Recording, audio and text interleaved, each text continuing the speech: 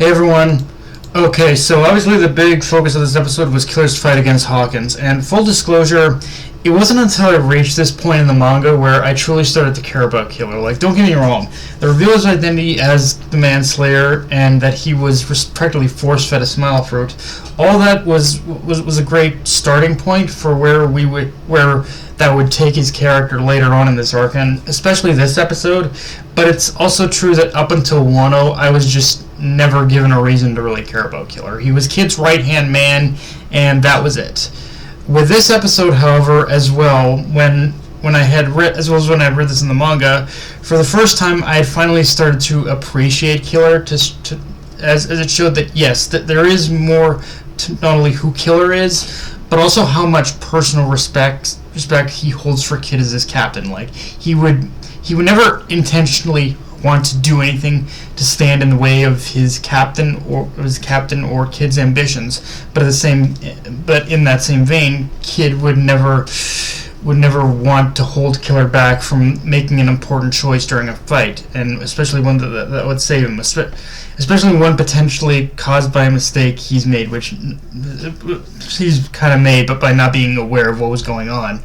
And which not only shows the obvious of just how strong Kid and Killer's mutual respect for one another is, but also shows something which is, that I think does get a little lost in the conversation with Kid's character, which is for however crazy and reckless he may act, when the chips are down, Kid is in some ways just as willing, I think, to make the sacrifice play for the sake of his crew, just as much as his crew, or Killer in this case, are going to do the same. And yeah, in general, if nothing else, I can say I think the anime did a good job in a moment like this that really gives Kid and Killer's relationship a whole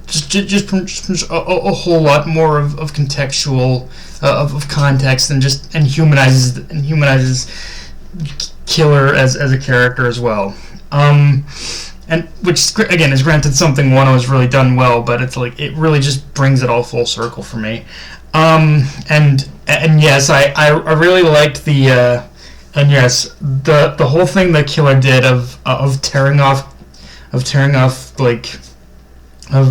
Hawkins, of just cutting off Hawkins' arm because the arm he cut off wasn't even flesh for Kid. It was his mechanical arm. So yeah, I really like how that there's that one little contradiction with his power that kind of allowed Killer to actually defeat him.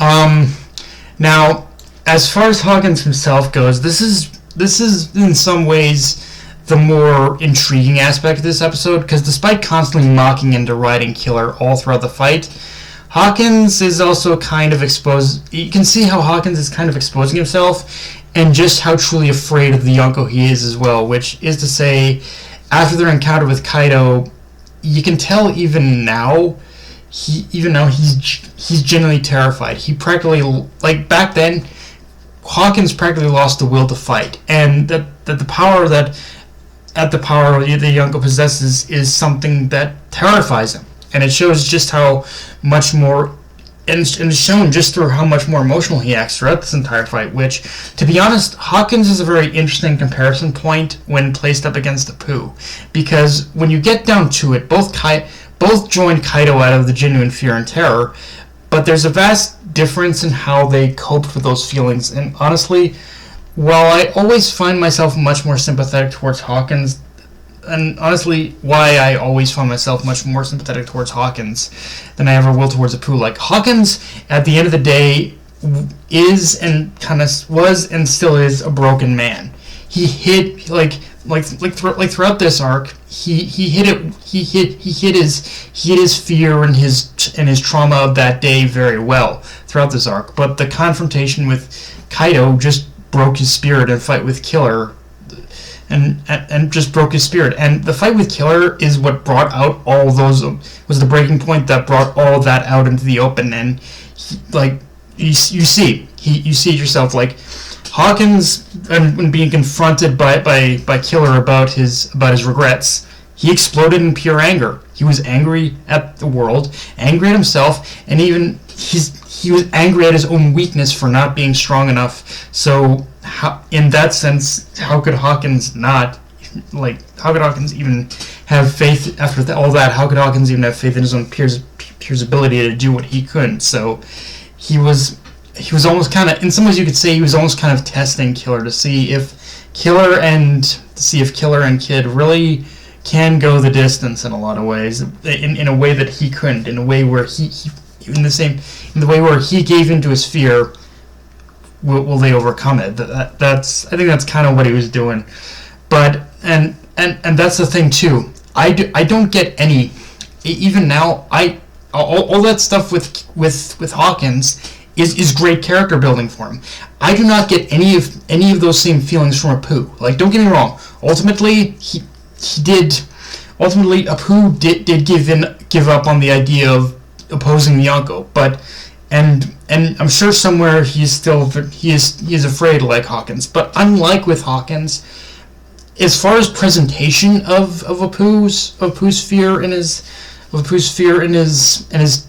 and being terrified of the Yonko, there's very rarely a moment where we see Apu's vulnerable side and how that experience affected him. It's mostly just small moments here and there where his demeanor breaks, and the whole hot potato game with the antidote that he got roped into by Queen also, I think, kind of exposes like how afraid he is. But no moment, there's just no moment for Apu where I could sympathize with him, because he just seemed to be enjoying his life as a member of Kaido's crew, like too much for me to even care about the fact that he was afraid. So it's like, yeah, I feel both the anime and the manga really don't do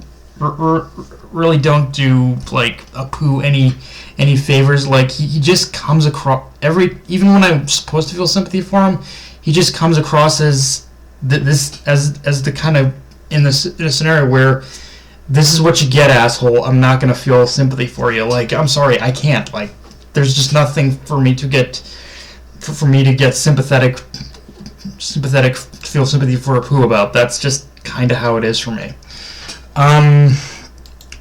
Okay, now the other major thing to talk about is that we get a few extended bits with the fight against Big Mom, and yeah, I've already made it pretty well known at this point that I love this fight, and although I do have fears at how it's paced in certain moments,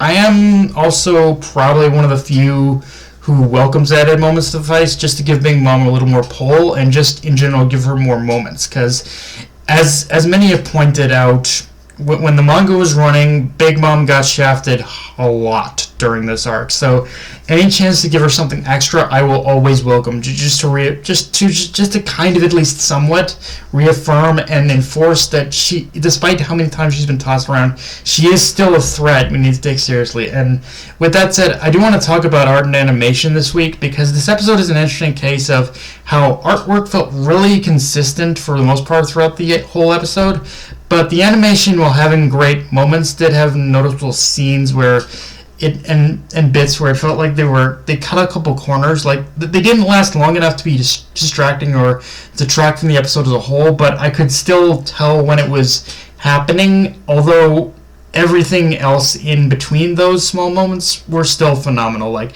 how they handled the final, like a lot of the key moments of the fight between Hawkins and Killer were just amazing, and Kid's final moment in the episode is terrifying. Like he looks like if you look at Kid's face, like with him facing down Big Mom, you can tell he's about to commit some malicious shit, and yeah, I'm all here for it.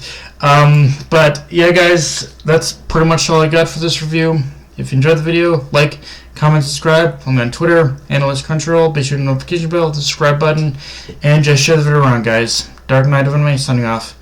Later, everyone.